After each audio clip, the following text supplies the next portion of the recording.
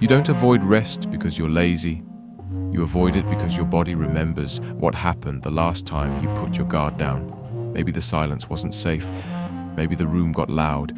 Maybe love arrived with conditions and a stopwatch. So you learn to keep moving, lists like talismans, tabs like little doors you can close fast. People call it drive. You know the truth. It's bracing. It's armor with a calendar. Tonight we're going to untangle that knot. Why rest can feel like danger. How the nervous system quietly confuses stillness with threat. And what gentle practices melt the wires without shaming the machine. We'll hold a story, name the pattern, and rehearse safety in doses your body can trust. Not perfection, permission. Rest isn't a reward, it's a relationship you relearn. Picture this. You finally finish the last task. The light outside has turned the color of cooling tea. You tell yourself, I'm done. Your chair exhales as you lean back. For 3 seconds, there's relief. Then it hits an itch under the ribs, a low alarm. You search for something. Phone, dishes, inbox, anything to muffle the sound. You stand back up. Just one more thing. Your body loosens, not because you're okay, but because you're moving again. When did stillness become the trigger? Some of us grew up in homes where quiet meant the storm before the door slammed. Some of us learned that pausing made us visible, and being visible made us vulnerable. Why aren't you helping?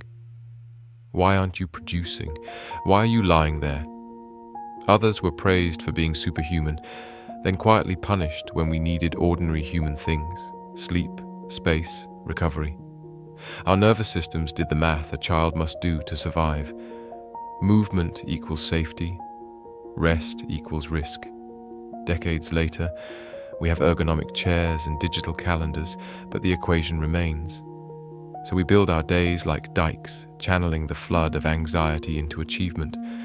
We call it earning rest. But the finish line keeps moving. We nap and wake guilty. We take vacations and return hungover on urgency.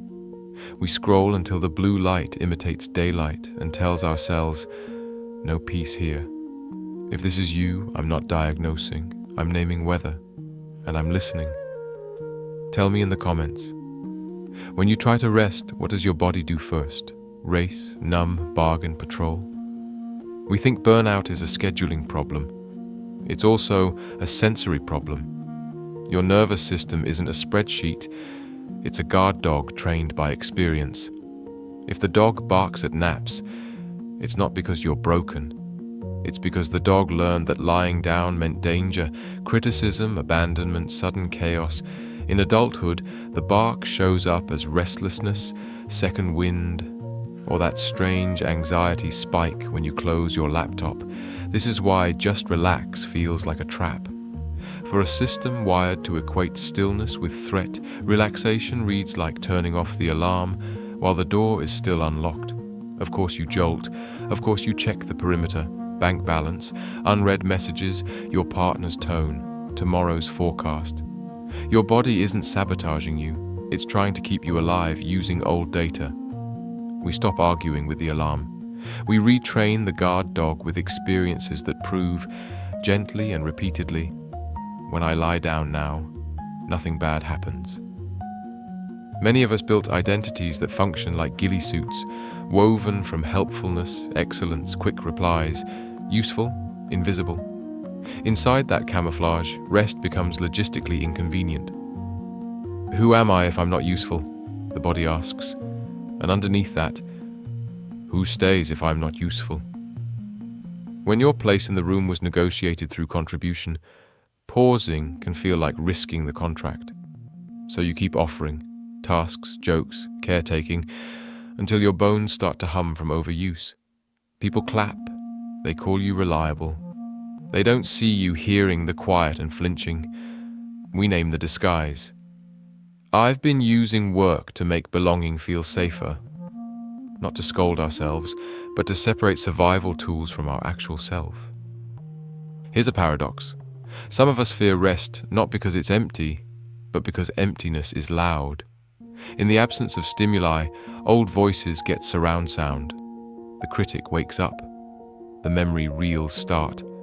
A quiet room can become an archive with all the lights on. So we prefer manageable noise, podcasts we don't really hear, social feeds that feed nothing, errands that justify motion.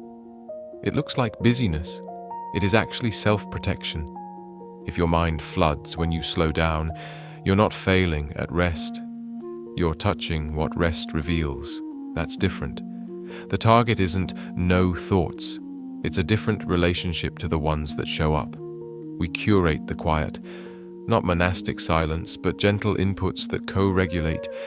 Rain sounds, soft light, one page of a kind book. We're not yanking the plug, we're dimming the switches. Even if your childhood was steady, you're swimming in waters that glorify speed. Hustle is a religion with a 24/7 service. We applaud all-nighters and mock afternoon naps, then wonder why our collective mood is gravity-colored. In a sprint culture, endurance feels suspicious. Rest becomes framed as unserious, unserving, unbranded. The algorithm doesn't clap when you lie on the floor and feel your breath touch your back. But human bodies are closer to tides than to deadlines. We are meant to swell and recede. If your self-worth is indexed to output, you will always be at war with your biology. We move from sprint logic to tidal logic, cycles, seasons, strategic fallow. Farmers don't accuse fields of laziness. They rotate crops. After I finish this, I can rest. There's a clean satisfaction in that sentence. It's also a trick door, because as soon as you finish this, another this arrives. The brain hits refresh on guilt and calls it responsibility. Earning rest keeps you moving, but it also guarantees you'll starve next to a full pantry. You don't earn water, you drink it because you are a living thing. For many, the act of resting triggers debt collection. If you nap, you owe excellence later. If you take Sunday off, Monday must be a heroic montage. This is why vacations sour in the last 48 hours. The debt starts accumulating early. The nervous system anticipates the interest and cannot sink into the hammock without scanning the ledger. We decouple rest from repayment. We treat rest like oxygen, frequent, humble, unremarkable, not prize, not penalty, practice. If your early attachments were unpredictable, you may have learned to self-soothe by doing. Action was a way to feel you mattered. Rest threatens that illusion of control. Suddenly you're with yourself, unbuffered. If your inner world includes old grief or unspoken anger, idleness can feel like being locked in a room with it. Of course you reach for a mop, a spreadsheet, a task. They're not chores, they're tranquilizers. This doesn't mean you must dive headfirst into stillness. Secure attachment is built, often with others. Sometimes rest becomes safe when it is shared. Reading quietly next to someone you trust, lying on the floor while a friend potters in the kitchen, a dog asleep on your feet teaching your body. It's okay to be soft now. We borrow safety until we can make our own. Co-regulation as a bridge. Here's a strange one. Compliments can activate the same alert as criticism. If approval always arrived with expectation, "You're amazing, do that again," then rest becomes the moment between performances, the most dangerous place. Your mind rehearses the next scene so you won't disappoint the crowd you can't see. This is why weekends can feel like staging areas, not meadows. We practice being witnessed without performing. Let someone see you not doing. Let the moment be unimproved. Notice the itch to justify. Breathe. None of this demands that you stop caring. It invites you to care for the one who's been caring for everyone. The body that kept the vigil so long it forgot how to put down the candle. Let's rehearse safety in doses, not declarations. Your system trusts what it experiences more than what it hears. Forget the 90-minute spa fantasy if the dog barks at 5. Begin with 30, 120 seconds. Set a timer. Lie down or sit back. Put one hand on your chest, one on your belly. Inhale through the nose for 4. Exhale through the mouth for 6. Tell the guard, dog, out loud. We're safe for the next minute. When the timer ends, stand up on purpose. Teach your body that stillness ends by choice, not by threat. Repeat daily, increase by a breath or a minute as comfort allows. Create a rest kit the way you created a work stack, a weighted blanket, a playlist that never asks anything of you, a lamp that warms the room to late afternoon, a scent that your system will start to associate with peace, lavender, old books, rain on pavement. We're recruiting the 5 senses to evangelize safety to the 6th, your sense of self. Schedule micro-rest as non-negotiable punctuation, not negotiable prizes. 2 5-minute softness pockets mid-morning and mid-afternoon, and 1 10-minute dusk pause. Name them in your calendar like any meeting. Nervous system check-in.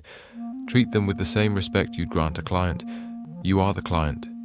Rest requires edges.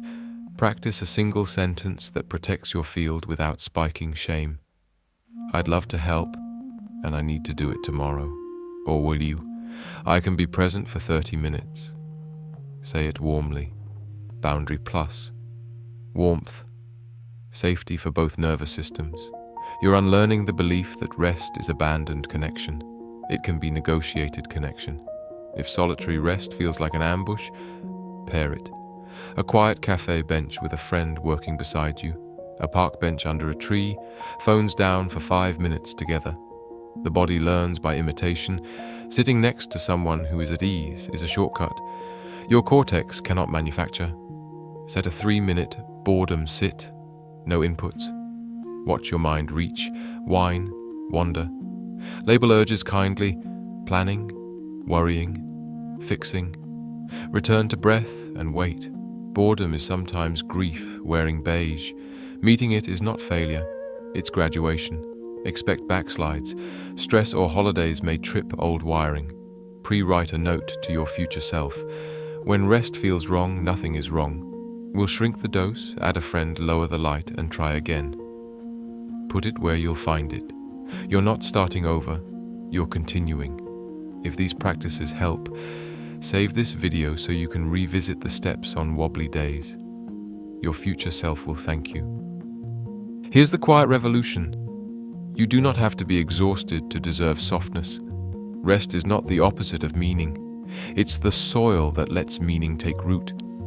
The more often you pause on purpose, the more your nervous system stops mistaking peace for a trapdoor. One day soon, you'll close your laptop and your body won't flinch. The room will be ordinary, and that ordinariness will feel like gold. If you want more gentle, honest maps like this, subscribe. There's a whole series on unlearning survival without losing your edge, from proving to belonging, from sprint to tide, from bracing to being.